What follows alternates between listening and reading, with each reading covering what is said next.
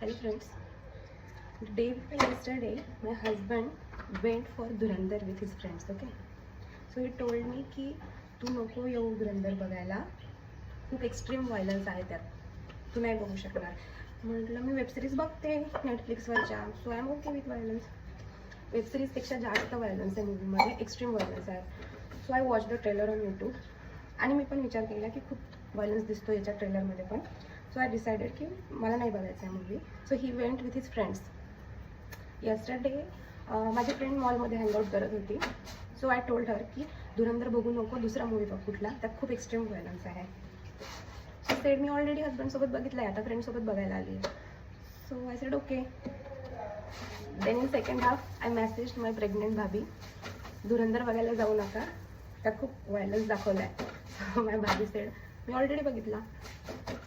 Now I am confused की धुरंधरमध्ये खूप व्हायलन्स आहे, बघू नको.